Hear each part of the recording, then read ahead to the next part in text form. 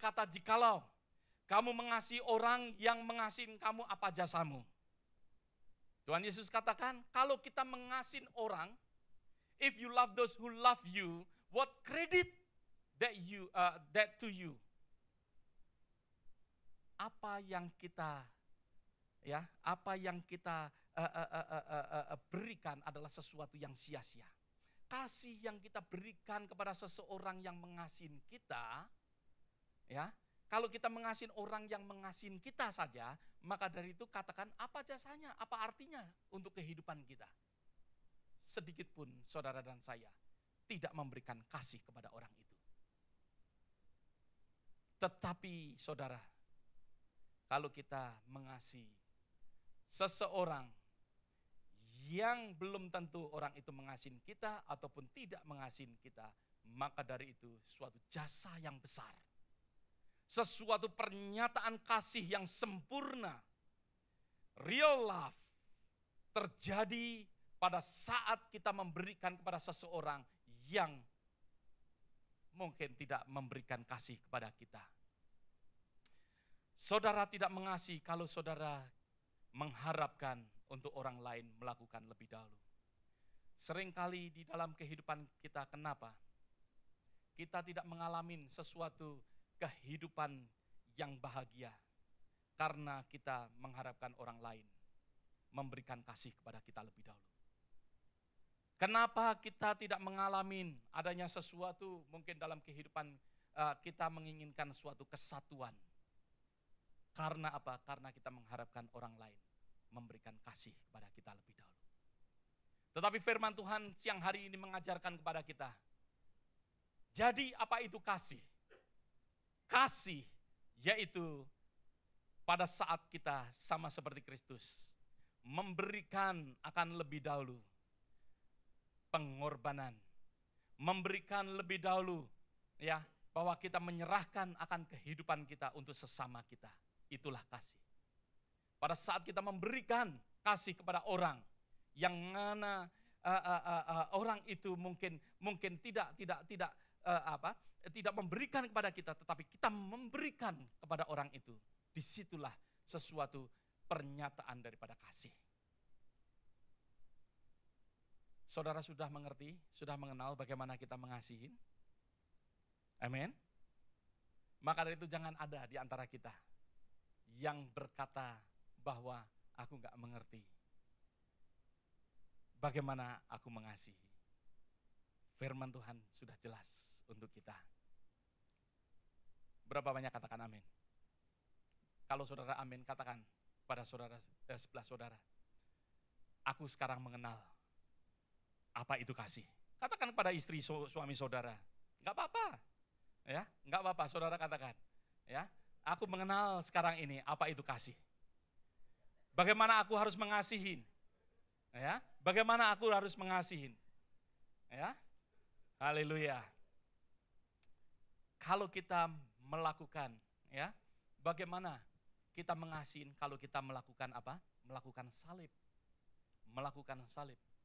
Bagaimana kita mau pernikahan kita menjadi pernikahan yang bahagia? Lakukan salib. Bagaimana kalau kita mau hidup rukun di dalam keluarga? Lakukan salib. Bagaimana kita mau mengalami sesuatu hidup di dalam kedamaian satu dengan yang lain? Lakukan salib. Bagaimana kita mau untuk hidup sukacita? Bagaimana kita mau hidup di dalam kesatuan? Lakukan salib. Lakukan salib. Matius pasal yang ke-16 ayat yang ke-24. Matius yang ke-16 ayat yang ke-24 berkata, setiap orang yang mau mengikut aku, ia harus menyangkal akan apa? Dirinya dan memikul apa? Salibnya. Memikul salibnya. Memikul salib kita bukan memikul seperti kita memikul akan salib Kristus, memikul akan dosa-dosa. No. Memikul salib yaitu menyerahkan akan hidupnya untuk sesama. Memikul salib yaitu kematian untuk kepentingan diri sendiri. Memikul salib yaitu mematikan kepentingan untuk ya dirinya sendiri. Ya, saudara bisa tuliskan. Memikul salib berarti kematian untuk kepentingan diri sendiri. Death to selfishness. Kematian untuk ya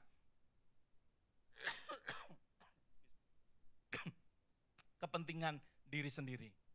Ya, jadi salib bukanlah suatu pengajaran, tetapi salib adalah sesuatu yang harus terjadi, yang harus kita lakukan. Salib harus menjadi suatu action di dalam kehidupan kita sebagai orang yang percaya.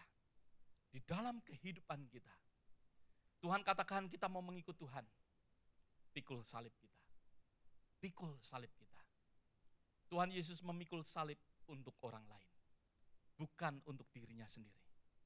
Maka itu kepentingan diri sendiri.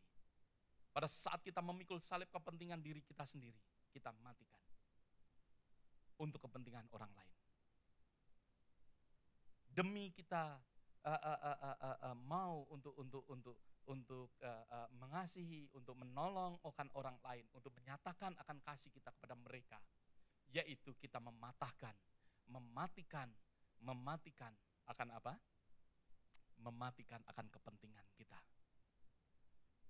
Sering yang kita selalu pikirkan, me